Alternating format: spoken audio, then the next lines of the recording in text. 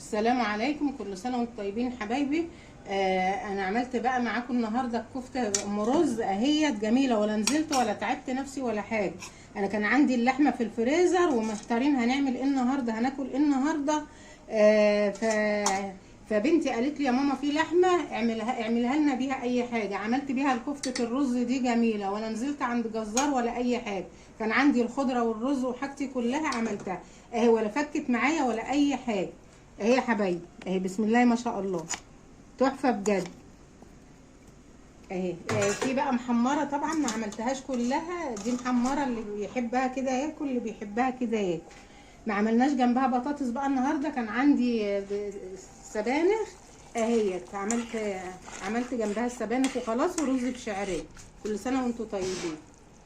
تاني يا جماعه بقى، انا معايا مكونات الكفته ام رز اهي بتاعتي.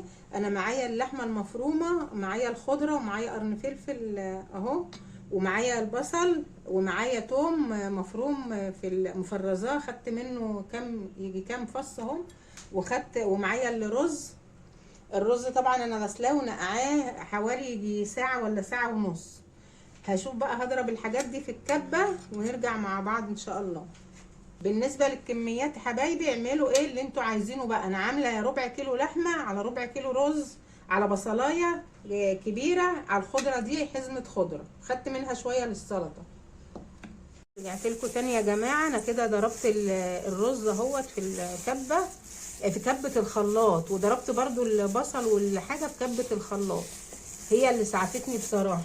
كده بقى الرز على الخضره على البصل على الثوم على قرن الفلفل، دي بقى اللحمه هضيفها، وهضيف بقى البهارات كده، فلفل اسمر يعني من كل ايه مثلا حاجه نص معلقه كده.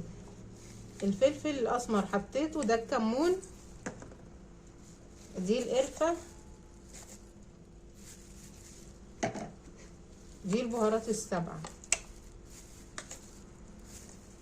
دي الشطه حسب الرغبه بقى.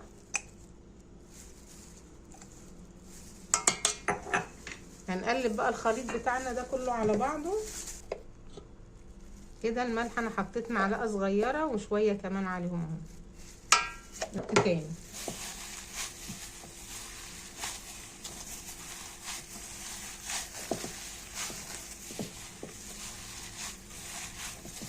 اول مره اعملها في البيت بصراحه، ان شاء الله هتطلع جميله. كنت باخدها دقها عند الجزار.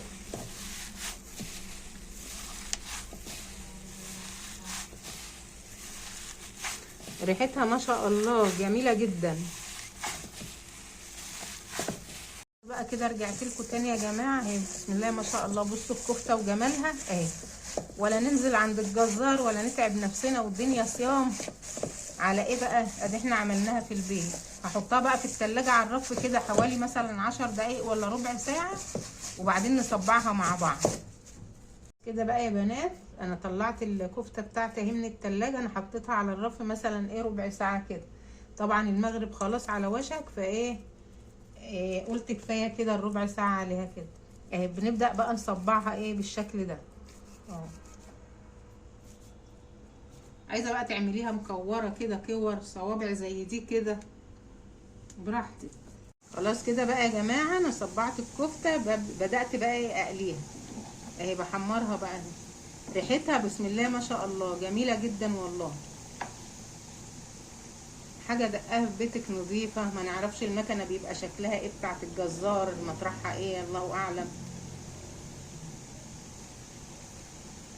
حمرنا الكفته اهي خلاص، بعد ما صبعناها وحمرناها كده. انا عملت شويه صلصه عشان اللي بيحبها بصلصه ياكل ايه منها، اللي بيحبها كده محمره ياكل منها.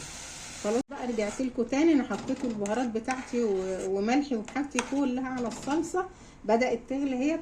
هضيف الكفته بقى، مش هعملها كلها بقى بالصلصه كده،